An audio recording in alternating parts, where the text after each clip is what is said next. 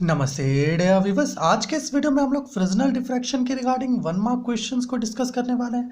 मेरे प्यारे व्यूअर्स, देखिए हम लोग 1 मार्क्स क्वेश्चंस को डिस्कस कर रहे हैं डिफरेंट टॉपिक्स पर। ओके, पिछली वीडियोस में हम लोगों ने वेव मोशन के रिगार्डिंग और वेलोसिटी ऑफ वेव्स के रिगार्डिंग 1 मार्क क्वेश्चंस देखा था, है ना, आंसर्स के साथ। उसके पहले हम लोगों ने कुछ 2 पार्ट्स देखे थे एक्सपेरिमेंटल टेक्निक्स के 1 मार्क क्वेश्चंस के रिगार्डिंग, ठीक है। तो इस वीडियो में हम लोग जो है टोटल 25 क्वेश्चंस ले रहे हैं, है ना। कुछ फिल इन द ब्लैंक्स है ना, और बाकी जो है छोटे छोटे क्वेश्चंस हैं।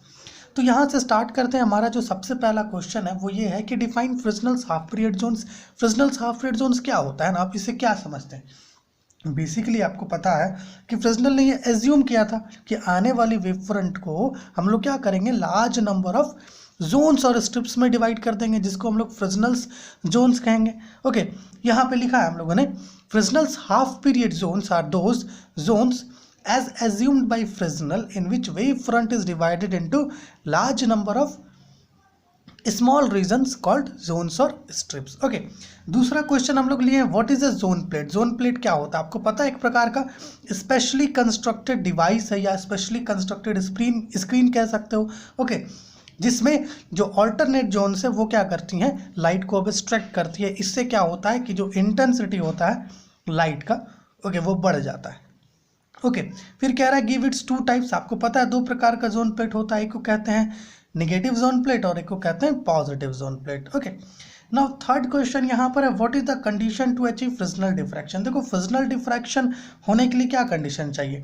आपका जो सोर्स है, ओके ओके, और जो स्लिट है ना, मतलब जो डिफ्रैक्टिंग एलिमेंट है ना, और जो स्क्रीन है, ये सारी चीज़ें जो है क्या होनी चाहिए, एक फाइनाइट डिस्टेंस पर होना चाहिए। मतलब है, आप ऐसा भी कह सकते हो कि सोर्स और स्लिट, ओके, या फिर आपका स्क्रीन और स्लिट, ओके, ये सब जो है ना, मतलब इनके बीच का जो डिस्टेंस है वो ज़्यादा नहीं होना चाहिए, है ना। मतलब ऐसा कह सकते हो कंपेरेबल, जो हमारा डिफ्रैक्टिंग एलिमेंट है, ओके, उसके साइज के कंपेरेबल होना चाहिए, ठीक है, ऐसा कह सकते हैं। Fresnel diffraction occurs when either the distance from the obstruction to source or the distance from obstruction to screen is comparable to the size of obstruction. Okay, ये तीसरा क्वेश्चन। चौथा क्वेश्चन क्या लिए हैं, व्हाट इज कार्नूज स्पाइरल, है ना, हम लोगों ने डिस्कस भी किया एक वीडियो में। The Cornu's spiral is a geometrical depiction of Fresnel diffraction pattern due to different obstacles. Okay, this is what Fresnel, माफ कीजिएगा, this is what Cornu's spiral is. Now हम लोगों ने आगे का क्वेश्चन लिया है कि why does a zone plate have multiple foci. देखो, जोन प्लेट को मल्टीपल फोकी क्यों होता है, ये चीज़ आप उसके फॉर्मूला को देख करके शो कर सकते हैं। उसका फॉर्मूला कुछ इस प्रकार का होता है, F N is equal to R N square by N lambda. अब यहाँ पर ये जो एन है ना, ये जो एन है ये हमें ये बता रहा है कि भैया इसके पास n number of focal lengths है ना, मतलब मल्टीपल फोकी है ना, क्योंकि यहाँ पर डिफरेंट जोन्स होते हैं और हर एक जोन का खुद का एक रेडियस होता है। अब हमारा जो फोकल लेंथ वो क्या है, वो F is equal to R by N lambda है। अब ढेर सारे जोन्स हैं तो सबका अपना अपना रेडियस है, इसलिए यहाँ पर ये एन हो जाता है और यहाँ पर भी एन आता है, ठीक है। इसी डेरिवेशंस में हम लोग डिस्कस किए थे। ओके, नाउ 6th क्वेश्चन क्या लिए हैं, देखिए, what is the relation between the wavelength of wave and the size of the obstacle for diffraction to take place. देखो, डिफ्रैक्शन होने के लिए ना होना क्या चाहिए कि आपका जो वेवलेंथ है लाइट का, वो है ना, जो डिफ्रैक्टिंग एलिमेंट है उसके साइज से कंपेरेबल होना चाहिए, है ना, तभी जो है डिफ्रैक्शन हो सकेगा। Okay, the size of the obstacle should be comparable to the wavelength of light used. Okay, ये 6th क्वेश्चन आपका। 7th क्वेश्चन यहाँ पे लिए हैं, define positive and negative zone plate. Positive और नेगेटिव जोन प्लेट क्या होता है? देखिए, इसका जो डेफिनेशन है ना, आप इसको बहुत आसानी से याद कर सकते हैं। एक छोटा सा ट्रिक हम लोग डिस्कस किए थे, है ना, उसका लिंक आपको नीचे डिस्क्रिप्शन में मिल जाएगा। 1 या 1.5 मिनट का वीडियो आप ज़रूर से ज़रूर देखें। Okay, so positive zone plate क्या है? एक ऐसा जोन प्लेट जिसमें आपका ऑड जोन्स जो है ना वो ट्रांसपेरेंट होता है और इवन जोन्स ओपेक होता है। लेकिन वही मेरे प्यारे व्यूअर्स, अगर आप नेगेटिव जोन प्लेट की बात करो, इसमें क्या होता है, just opposite positive zone plate का। इवन जोन्स इसमें ट्रांसपेरेंट होते हैं और ऑड जोन्स ओपेक होते हैं, ठीक है। और देखिए, पॉजिटिव जोन प्लेट और नेगेटिव जोन प्लेट में जो आपका सेंट्रल जोन होता है ना, इसके बारे में भी आपको इंफॉर्मेशन रखना चाहिए, ठीक है। चलिए, 8th क्वेश्चन हम लोग लिए हैं, write any 2 assumptions made by Fresnel to explain the diffraction. देखिए फ्रेस्नेल ने 3-4 assumptions किया था, है ना, फ्रेस्नेल डिफ्रैक्शन को करने के लिए। ओके, उनमें से एक आपका था कि भैया फ्रेस्नेल ने ये कहा कि आने वाली वेव फ्रंट को हम लोग क्या करेंगे, लार्ज नंबर ऑफ स्ट्रिप्स या जोन्स में डिवाइड कर देंगे, जिसको हम लोग Fresnel zones of small area कहते हैं। ओके, दूसरा, जितने भी जोन्स होंगे ना, उन जोन से सेकेंडरी वेवलेट्स कंटिन्यूअसली निकलेगी। ओके, ये भी जो है फ्रेस्नेल का अजम्पशन था। ओके, सो ये 2 अजम्पशंस ऐसे हम लोगों ने एक सेपरेट वीडियो में डिस्कस किया है फ्रेस्नेल अजम्पशंस को, ठीक है, काफ़ी पहले का बहुत वीडियो है वो, ठीक है। तो नंबर 9 का क्वेश्चन क्या है, what are the factors on which the amplitude of light waves from a half period zone at observation point depends. जैसे मान लो कि ये आपका जो है, आप ऐसा कह सकते हो कि इधर कोई ये है आपका हाफ पीरियड जोन्स बना हुआ है, ठीक है ना, और ये ऑब्जर्वेशन पॉइंट है। तो इस पर जो आपका एम्पलीट्यूड ऑफ डिस्टर्बेंस होगा या एम्पलीट्यूड ऑफ लाइट वेव होगा, ओके, वो किन किन फैक्टर्स पे डिपेंड करेगा। पहला तो देखिए ऑब्लिक्यूटी फैक्टर पर डिपेंड करता है, अर्थात 1 + cos θn इस पर डिपेंड करता है। दूसरा आपका कि जो आने वाली वेव है ना, वो किस जोन से आ रही है, मतलब है कि पॉइंट और जोन के बीच का डिस्टेंस पर भी डिपेंड करता है। दूसरा, जो रिजल्टेंट एम्पलीट्यूड है सेकेंडरी वेवलेट्स का, जो किस जोन से आ रही है उस पर, ठीक है। तो ये 2 फैक्टर्स है ना, ऐसे 3 फैक्टर्स या 4 फैक्टर्स हम लोग डिस्कस किए थे। ओके, इंडिविजुअल एम्पलीट्यूड के कारण किसी माफ़ कीजिएगा, इंडिविजुअल जोन के कारण किसी पॉइंट पर जो एम्पलीट्यूड होता है वो किस किस फैक्टर्स पर डिपेंड करता है, ये हम लोगों ने डिस्कस किया है, ठीक है।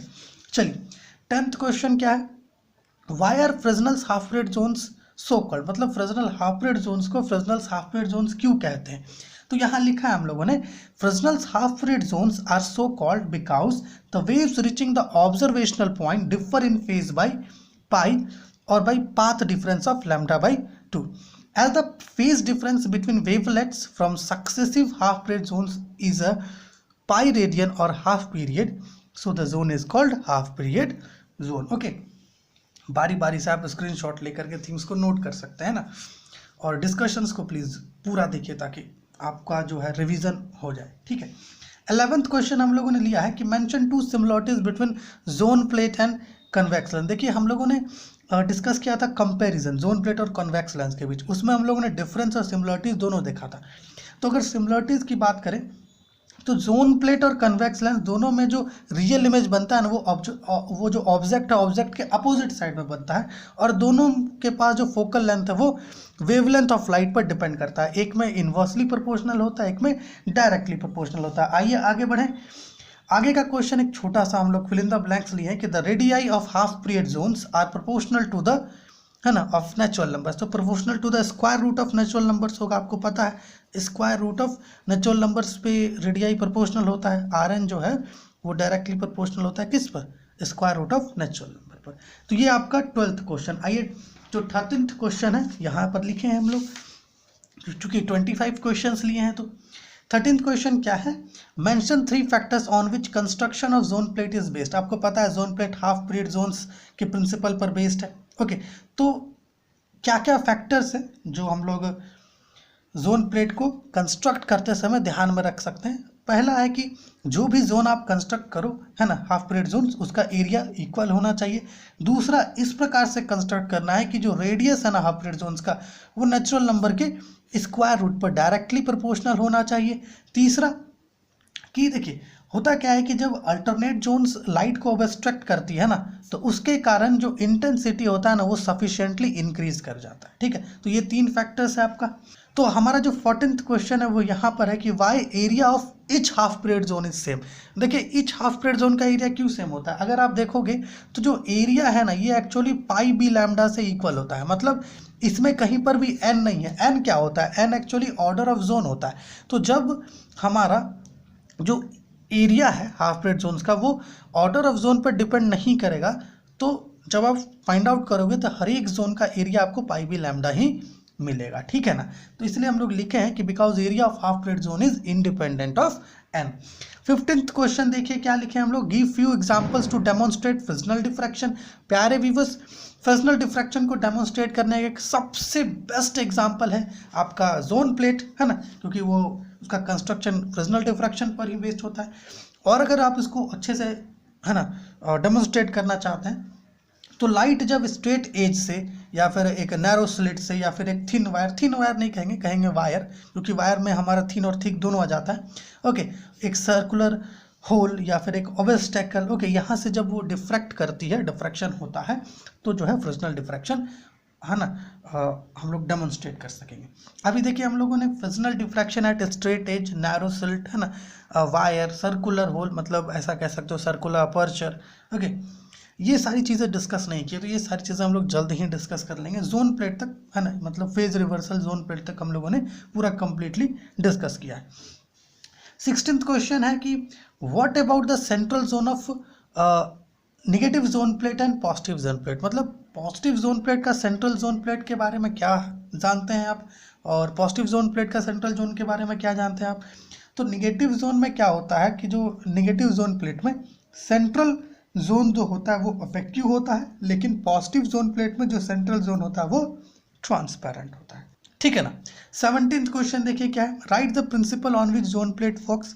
आपको पता है जोन प्लेट जो है फ्रिंजनल डिफ्रैक्शन या फिर ऐसा कह सकते हो फ्रिंजनल हाफ पीरियड जोन के प्रिंसिपल पर कार्य करता है, ठीक है, तो ये आंसर आप लिख लोगे। 18th क्वेश्चन है कि why the amplitude of disturbance due to first half period zone is maximum. देखिए मेरे प्यारे व्यूअर्स, हम लोगों ने कहा था आपको कि जो एम्पलीट्यूड ऑफ डिस्टर्बेंस है ना, वो एक्चुअली में obliquity factor 1 + cos theta n पर डिपेंड करता है।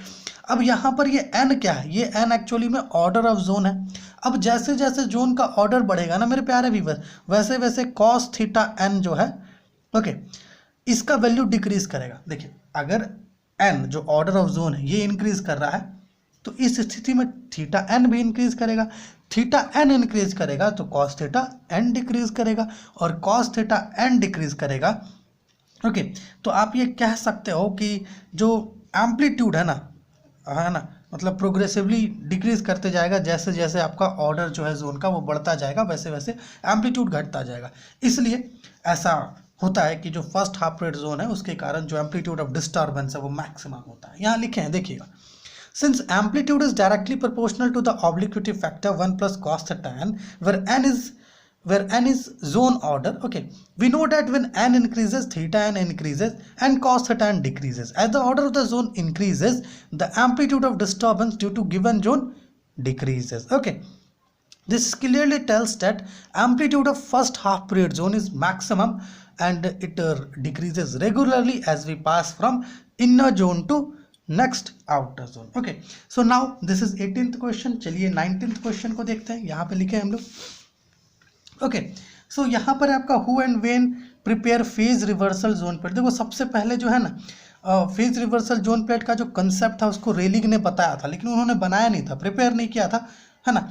सबसे पहले 1898 में R.W. वुड ने इसे प्रिपेयर किया था फेज रिवर्सल जोन प्लेट को। अब फेज रिवर्सल जोन प्लेट के बारे में यहाँ पे हम लोग लिखे हैं, इसको हम लोग पूरे एक वीडियो में अच्छे से डिस्कस भी किए हैं, ओके। सो आप यहाँ से लिख लोगे। अब यहाँ पर जो है कुछ फिल इन द ब्लैंक्स है, थोड़ा इसे देखते हैं। Diffraction phenomena is usually divided into 2 classes, है ना, 2 क्लासेस में डिवाइडेड है, आपको पता है, फ्रिंजनल डिफ्रैक्शन और फ्रॉनहोफर डिफ्रैक्शन। 21st क्वेश्चन क्या है, the area of inner most zone is called as. देखो हाफ पीरियड जोन्स में जब आप डिवाइड करोगे तो सबसे इनर मोस्ट जोन का जो एरिया होता है ना, उसको हम लोग कहते हैं फर्स्ट हाफ पीरियड जोन। क्या कहते हैं, फर्स्ट हाफ पीरियड जोन कहते हैं, ठीक है। 22nd क्वेश्चन क्या है, the amplitude of disturbance at any point due to a given zone is proportional to the distance of the point P from the zone. देखो जो डिस्टेंस होता है ना, ओके, जोन का और पॉइंट का, ओके, या है ना, या ऐसा कह सकते हो कि जो एम्पलीट्यूड ऑफ डिस्टर्बेंस है किसी भी एक गिवन पॉइंट पर due to a given zone, वो जोन और पॉइंट के बीच का जो डिस्टेंस है उसका इन्वर्सली प्रोपोर्शनल होता है, ओके। अगर डिस्टेंस कम हुआ तो इफेक्ट ज़्यादा, डिस्टेंस ज़्यादा तो इफेक्ट कम, ठीक है। 23rd क्वेश्चन है, intensity of disturbance at any point is only of that due to the first half period zone. देखो होता क्या है, आपको पता है कि फर्स्ट हाफ पीरियड जोन के कारण जो एम्पलीट्यूड होता है ना, ओके, उसका 1/4, ओके, उसका 1/4 जो है इंटेंसिटी जो है आपका किसी एक पॉइंट पर होता है। चलिए 24th क्वेश्चन देखते हैं कि if the radius of nth half period zone is under root n b lambda, okay, then the radius of second half period zone is, वो हो जाएगा √2 बी लैम्डा। ठीक है, नाउ जोन 25th क्वेश्चन क्या है, zone plate have focal length but focal length of convex lens. देखो zone plate जो होता है ना, उसके पास मल्टीपल फोकल लेंथ होता है। ओके, लेकिन वहीं अगर आप फोकल लेंथ कन्वेक्स लेंस की बात करो तो वो फिक्स्ड होता है, उसके पास केवल एक फोकल लेंथ होता है। ओके, सो मेरे प्यारे व्यूअर्स, आज के इस वीडियो में हम लोगों ने क्या किया, हम लोगों ने 25 1 मार्क क्वेश्चंस को डिस्कस किया फ्रिजनल डिफ्रैक्शन की रिगार्डिंग। ओके, और जो हमारा प्लेलिस्ट है फ्रिजनल डिफ्रैक्शन का, उसको आप ज़रूर से ज़रूर चेक करें। डेफिनेटली आपके लिए जो वीडियोस है वो हेल्पफुल होंगे, और जो PDF नोट्स है वो आपको हमारे टेलीग्राम चैनल पर मिल जाएगा, वहाँ से आप डाउनलोड करके सारी चीज़ों को नोट डाउन कर सकेंगे और वीडियो से देख करके समझ सकेंगे।